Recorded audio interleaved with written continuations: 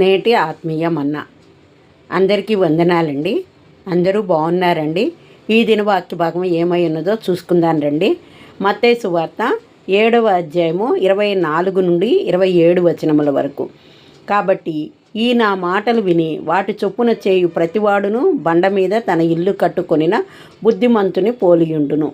వాన కురిసెను, వరదలు వచ్చెను, గాలి విసిరి ఆ ఇంటి మీద కొట్టెను, గాని దాని పునాది బండ మీద వేయబడిన గనుక అది పడలేదు. మరియు ఈ నా మాటలు విని వాటి చొప్పున చేయని ప్రతివాడు ఇసుక మీద తన ఇల్లు కట్టుకొనిన బుద్ధిహీనుని పోలియుండును. వాన కురిసెను, వరదలు వచ్చెను, గాలి విసిరి ఆ ఇంటి మీద కొట్టెను, అప్పుడది కూలబడెను, దాని పాటు గొప్పదని చెప్పెను. ఎవరు చెప్తున్నారండి ఈ మాటలు? ప్రభువే కదా చెప్తున్నారు. ఉపమాన రీతిగా ఎలా ఉండాలి మన నడవడి అనే విషయాల గురించి ఒక ఇంటిని పోల్చి తెలియచేస్తున్నారు. ఉపమానం లేకుండా ప్రభు తన శిష్యులకు బోధ చేయలేదండి. అందరికీ అర్థమయ్యే రీతిగా ఉపమానములతో కూడి బోధించే వారిగా ఉన్నారు. అదేవిధంగా ఇక్కడ కూడా మనం చూసుకున్నట్లయితే ఎవరైతే దేవుని మాట విని ఆయన మాట చొప్పున నడుచుకుంటారో వారి ఇల్లు బండ మీద కట్టబడినట్లుగా ఉంటుంది. అది వరదలు వచ్చిన, తుఫాన్లు వచ్చిన, ఎలాంటి పరిస్థితుల్లోనైనా కూడా ఆ ఇల్లు కూలదు. ఎందుకంటే అది క్రీస్తు అనే బండ మీద కట్టబడింది కాబట్టి. మరికొన్ని ఇళ్ళు మన ఇష్టానికి మనం మూర్ఖులముగా ఇసుక మీద కట్టుకున్నట్లయితే అప్పుడు అది ఏమవుతుంది? తుఫాన్లు, వరదలే అక్కర్లేదండి, కేవలం ఒక చిన్నపాటి వర్షం వచ్చినా కూడా ఆ ఇల్లు కూలబడుతుంది. ఎందుకంటే అది ఇసుక మీద క్రీస్తు అనే బండకు వ్యతిరేకంగా కట్టబడింది కాబట్టి మనం ఎప్పుడైనా సరే మన ప్రతి నడవడి కూడా క్రీస్తును పోలి నడుచుకునే వారిగా ఉండాలి. వారి ఆజ్ఞలను పాటించే వారిగా ఉండాలి. అప్పుడే మన యొక్క పునాది క్రీస్తులో చాలా పటిష్టంగా, గట్టిగా ఉంటుంది. ఎలాంటి పరిస్థితులు ఎదురైనా కూడా మనం తట్టుకొని నిలబడగలుగుతాము. నేటి దినాలలో గృహాలు నిర్మించుకోవాలంటే ప్రజలు ఏం చేస్తారు అనంటే ఏ దిక్కును కట్టుకోవాలి, అలాగే వాస్తు చూపించుకోవాలి. దాని కొరకు జ్యోతిష్కుడిని లేదా సిద్ధాంతిని పిలిచి వారికి చూపించి వారు చెప్పిన విధంగా వీరు ఆ గృహాలను నిర్మించుకుంటూ ఉంటారు. సహజంగా తూర్పు మంచిది అంటూ ఉంటారు, లేదంటే ఉత్తరం మంచిది అంటూ ఉంటారు. మరొక దిక్కుల్లో కట్టడం సరికాదు అంటూ ఉంటారు. అలాగే ఏ దిక్కున ఏ మూల, ఈశాన్య మూల, ఆగ్నేయ మూల, వాయువ్య మూల, అలాగే నైరుతి మూల, మనకున్నవి 4 దిక్కులు, 4 మూలలే కదండి. వాటికి తప్పి ఇంకెక్కడికి వెళతాము? మనకు ప్రభు కలగచేసినవి ఈ 8. వీటిలోనే మనం ఏదైనా చేయగలుగుతాము. ఇది మంచిది కాదు, అది మంచిది కాదు అని అన్నప్పుడు దేవుడు వాటిని అసలు సృష్టించడు కదా. సృష్టికర్త ప్రభు మన కొరకు చేసినది ఏదైనా కూడా మంచిది ఆయన తలంచాడు కదా.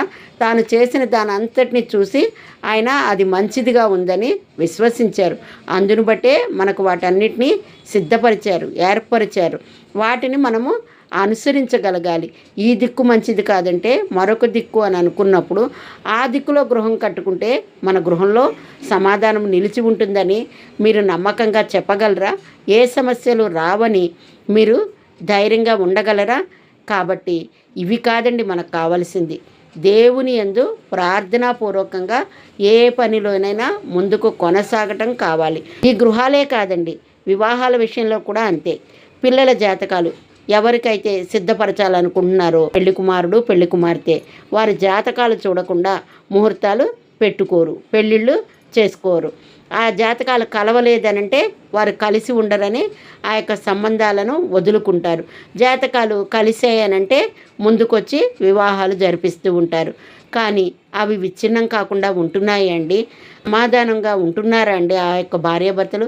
ఆ కుటుంబాలు క్షేమంగా ఉంటున్నాయి అండి? ఇలా అన్నీ చూసుకుని ఎంతో ఆడంబరంగా చేసుకున్న వివాహాల్లో ఎన్నెన్నో ఒడిదుడుకులను మనం చూస్తున్నాం. ఎన్నెన్నో కుటుంబాలు విచ్ఛిన్నం అయిపోవడం మనం చూస్తున్నాం. ఎందరో విడాకుల దిశగా అడుగులు వేయటాన్ని మనం చూస్తున్నాం.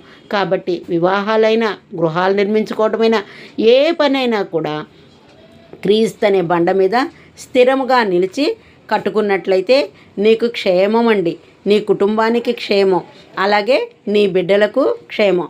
కాబట్టి ఆ విధంగా మనము ఏ పనైనా చేసేవారంగా ఉండాలి. కానీ మూర్ఖంగా మూఢత్వంతో ఏ దిక్కున కట్టుకోవాలనే దానిని బట్టి ఆ ఇరుకైన గృహాలను నిర్మించుకుంటూ అవస్థలు పడటమో ఇది కాదండి కావలసింది. ఏ విధంగా మనం గృహం నిర్మించుకుంటే విశాలంగా ఉంటుంది, మనకు అనుకూలంగా ఉంటుంది అనేది ఆలోచన కలిగి గృహం నిర్మించుకోవాలి. అంతేగాని క్రాస్ వచ్చిందని ఆ ముక్క వదిలేసి, లేదా ఈ దిక్కు కట్టుకోకూడదు కాబట్టి ఈ స్థలం మా పేరు మీద పనికిరాదని వదిలేసి, ఇలా కాదండి చేయాల్సింది.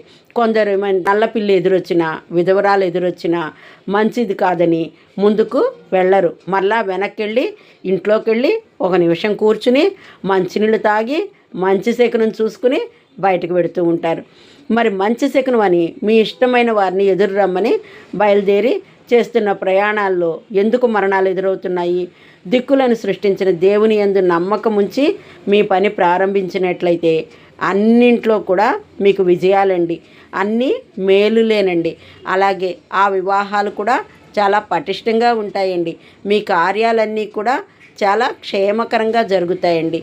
కాబట్టి నీవు దిక్కులను బట్టో, లేదా ముహూర్తాలను బట్టో, లేదా జాతకాలను బట్టో ముందుకు వెళ్ళటం కాక క్రీస్తునందు నమ్మిక కలిగి ముందుకు వెళ్ళినట్లయితే నీకు అంతటా శుభమే కలుగుతుంది. కాబట్టి ఆ విధమైన నడవడి కలిగిన వారిగా ఉందుముగాక. ఆమెన్. హల్లెలూయా.